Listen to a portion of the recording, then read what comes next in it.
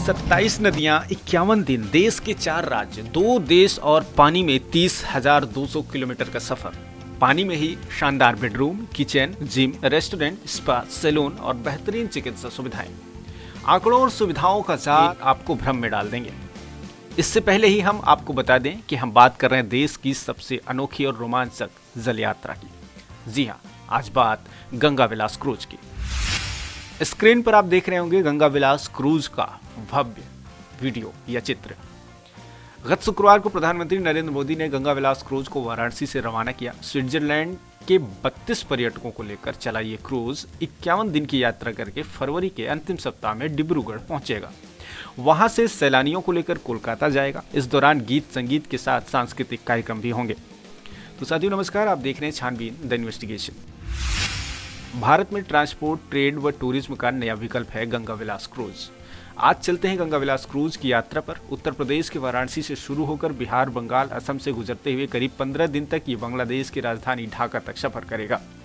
इस दौरान 50 से अधिक शहरों में रुकेगा। ये यात्रा राष्ट्रीय उद्यानों और अभयारण्य से गुजरेगा। गाजीपुर में लोक नृत्य और संगीत के कलाकार पर्यटकों का भव्य स्वागत करेंगे। पर्यटन अधिकारी प्रीति श्रीवास्तव ने बताया कि यहाँ सैलानियों के लिए ढेडिया नृत्य होगा। यहाँ से पर्यटक लॉर्ड कॉर्नवालिस वाला मकबरा देखने जाएंगे।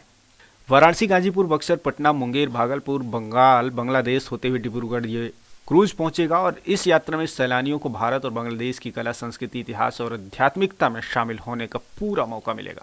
गंगा विलास क्रूज की आधिकारिक जल यात्रा सितंबर से शुरू होने का अनुमान है।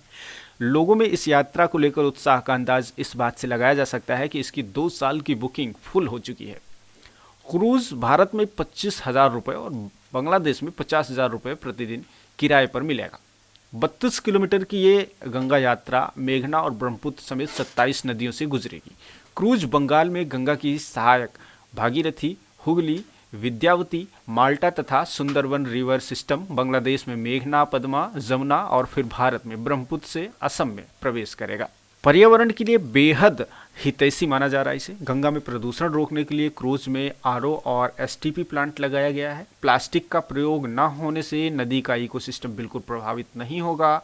क्रूज के इंटीरियर में फैब्रिक का प्रयोग किया गया है। गंगा विलास में एक स्वीट का किराया 38 लाख रुपए है। एक यात्री के हिस्से में 13 लाख रुपए आते हैं। अलग अलग ट्रेवल स्लॉट के लिए किराया भी अलग अलग है। इनक्रेडिबल बनारस पैकेज की कीमत 1,12,000 रुपये है। इस पैकेज में गंगा घाट से रामनगर तक का पर्यटन शामिल है।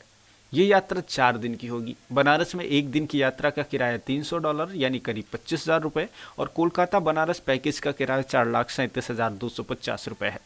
कोलकाता से बांग्लादेश की राजधानी ढाका तक की यात्रा का किराया भी इतना ही है। कोलकाता से मुर्शिदाबाद राउंड ट्रिप 8 दिन के लिए होता है और इसके लिए 2,92,875 रुपये देने होंगे। क्रूज संचालक राज सिंह ने बताया कि गंगा विलास क्रूज भारत में ही निर्मित है। ये मात्र 1.5 मीटर गहरे पानी में ही चल सकता है।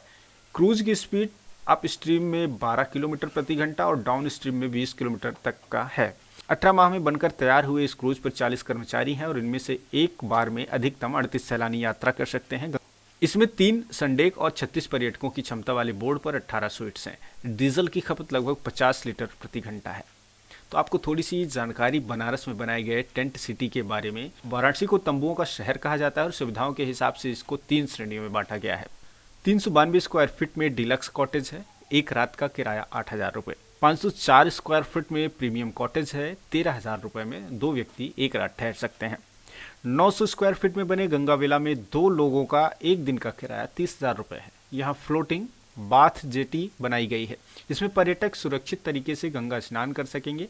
टेंट सिटी में रामायण के सचित्र वर्णन के साथ अयोध्या की थीम पर सेल्फी पॉइंट है। सिटी में स्पा और बर्थडे व विवाह के लिए 800 लोगों की क्षमता का बैंकेट हॉल है और 400 लोगों के लिए रेस्टोरेंट एरिया है। अब दीजिए अनुमति और ऐसे ही रोचक वीडियो के लिए आप देखते रहिए हमारा चैनल छानबीन द इन्वेस्टिगेशन।